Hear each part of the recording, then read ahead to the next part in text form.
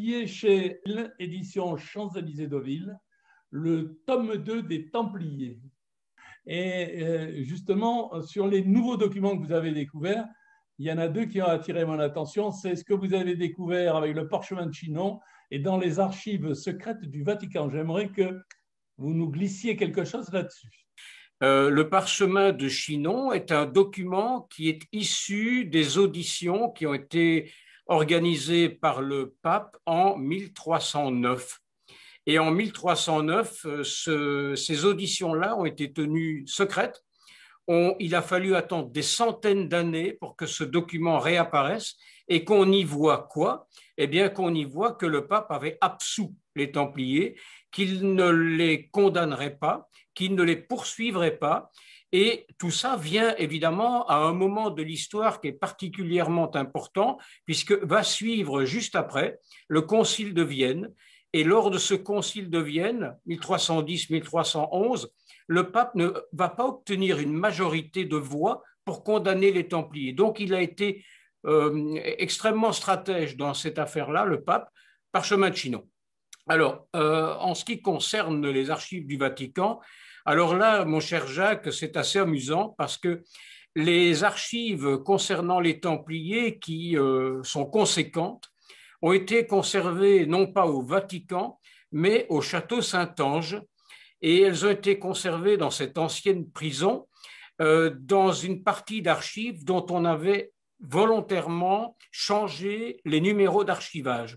Donc, on ne pouvait évidemment pas les retrouver, et il a fallu attendre longtemps, puisque ce n'est qu'il y a quelques années qu'une chercheuse italienne, qui travaille d'ailleurs au Vatican, a mis la main sur les archives, y a eu accès, et c'est comme ça que moi j'ai pu travailler, entre autres. Ok. Dans ce deuxième volume des Templiers, on constate que les papes ont déménagé, donc l'Église est en crise. La question qu'on peut se poser, est-ce qu'on peut faire, selon vous, un lien entre la crise de l'Église et la crise des Templiers? Complètement, complètement. À l'époque, il se passe deux choses extrêmement simples aussi. Philippe le Bel ne s'entend pas avec la papauté. C'est une affaire importante pour lui parce que et son père et son grand-père ont déjà tenté de renforcer le régime royal par rapport à ses suzerains et par rapport au Vatican. Il se passe quoi? Eh bien, Philippe le Bel convainc un Bordelais, Bertrand de Goth, de devenir pape. Et ce n'est pas si simple que ça, parce que pour ça, il faut qu'il soit élu. Donc, Philippe le Bel s'organise pour que ce pape soit élu. Et au contraire de Boniface VIII, avec qui il ne s'entend pas du tout, eh bien, Clément V va être quelqu'un avec qui le pape s'entend bien. Et au contraire de son prédécesseur qui excommunie, Philippe le Bel, Clément V va se montrer, c'est le cas de le dire, clément et relativement couard avec les Templiers. Évidemment, c'est compliqué parce que Avignon est une zone où c'est pas simple de se retrouver entouré par les troupes du roi et par Guillaume de Nogaret en particulier, puisque tout le monde sait que déjà à l'époque, pour contraindre le pape à prendre les bonnes décisions, le roi avait fait donner la troupe aux environs d'Avignon, ce qui n'a pas été facile parce que, évidemment, sous la contrainte des armes, on a une petite tendance à peut-être ne pas décider ce qu'on aurait décidé dans la liberté la plus absolue de penser.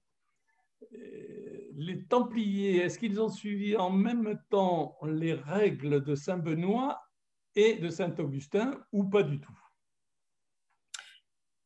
Je dirais que les Templiers, sur base de la règle de Saint-Benoît, avec une dose d'augustinisme nécessaire, parce que la notion de guerre juste, c'est quand même Saint-Augustin qui l'a inventé. Donc, c'était clairement un ordre qui se souchait sur Saint-Benoît, avec la dose d'augustinisme nécessaire. Et j'y ajouterais même une dose cistercienne qui n'a pas échappé aux Templiers parce que sans le soutien de Bernard de Clairvaux dans leur développement, jamais ça n'aurait été pareil. Donc en somme, je crois, Jacques, qu'on pourrait dire des Templiers qu'ils se sont fait une règle maison qui leur a permis de se développer à leur manière en s'arrangeant surtout pour ne dépendre de personne. Puisqu'on parlait de la règle, la devise templière, il y a un chapitre qui pose une question percutante.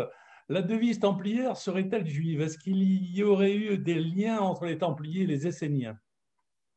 Alors clairement, non seulement il y a eu des liens forts entre les Templiers et les Esséniens, mais il y a eu aussi des liens forts avec les kabbalistes juifs, au même titre qu'il y a eu des liens forts avec les mystiques islamiques. Et donc, les Templiers de tout cela ont fait quoi? Avec beaucoup d'intelligence, ils ont pris un extrait d'un psaume qui se retrouve dans l'Ancien Testament, mais qui se retrouve aussi dans le Nouveau Testament, comme ça tout le monde était content, mais en réalité, ils ont agi d'une manière extrêmement fine, puisque vous savez, Jacques, on leur a reproché d'avoir craché sur la croix. Bon, mais c'est pas rien ça à cette époque-là. Mais en fait, ils ne crachaient pas sur Dieu, ils ne crachaient même pas sur Jésus, ils crachaient sur un bout de bois. Et pour eux, c'est important parce que jamais, pour les Templiers, Jésus n'a été le Fils de Dieu. Alors, vous me faites une transition extraordinaire sur votre chapitre sur les idées reçues. Alors, j'aimerais que vous nous fassiez un fact-checking de ce qui est vrai et de ce qui n'est pas vrai du tout. Alors, dans mon livre, j'ai choisi à un moment précis de répondre par oui à une série de questions successives et de répondre par non à une série de questions successives. Alors, oui, ils crachaient sur la croix. Oui, ils ont inventé la lettre de change. Oui, ils ont inventé le compte courant. Oui, ils ont restructuré l'économie. Oui, ils ont relooké le système social de l'époque. Oui, ils adoraient des choses bizarres qu'on peut appeler le Baphomet, mais qui en vieux grec veut dire Sophia, c'est-à-dire sagesse. Et pour d'autres, c'est un mélange de ça et de Mahomet. Alors oui, ils avaient des liens avec les musulmans. Oui, ils ne plaisaient pas à l'Église qui voulait tout dominer, y compris l'Église orientale et y compris l'islam qui passait pour le mauvais élève de la classe. Mais non, ils n'ont rien commis qui soit répréhensible. Par contre, certains m'ont déjà dit oui, mais tout de même, est-ce qu'ils n'étaient pas un petit peu hérétiques? Ben, c'est une question de point de vue. Soit on considère que Jésus est le Fils de Dieu et on entre dans la doctrine majoritaire de l'Église, soit on considère que c'était un homme, que Marie a reçu la visite de l'ange Gabriel et que derrière sa machine à laver un matin, par la lumière céleste, elle a accouché d'un brave garçon qui était le premier-né d'une grande famille. Ça, c'est une question de point de vue. Il y a le point de vue de l'histoire, il y a le point de vue de la légende. Les Templiers ont choisi l'histoire, ils n'ont pas choisi la légende. Okay. Les Templiers ont choisi les anciennes sagesses, ils n'ont pas choisi ce qui est véhiculé par l'Église et sa doctrine. Donc, de ce point de vue-là, ils étaient quand même à deux doigts, puisque hérésie, ça ne veut jamais dire que penser autrement. Les aveux de Jacques de Molay, les aveux de Jacques de Molay, c'était le grand maître du Temple. On peut se poser la question si derrière ces aveux, il n'y avait pas une stratégie, et une stratégie géopolitique. Alors, 3 points pour vous répondre, Jacques. D'abord, qui est Jacques de Molay? Jacques de Molay est un homme dont on parle très peu dans sa vie de Templier. On ne le connaît pratiquement pas. Quand il est élu après la chute de Saint-Jean d'Acre, après Guillaume de Beaujeu, il est mal élu. Le Temple est divisé entre sa tendance à lui, qui considère qu'il faut reconquérir le Moyen-Orient pour sauver l'Occident, et une autre tendance incarnée par Hugues de Perrot, qui va d'ailleurs devenir le patron du Temple à Paris, où le siège de direction, si j'ose dire, va être transféré en 1308, je crois, de mémoire.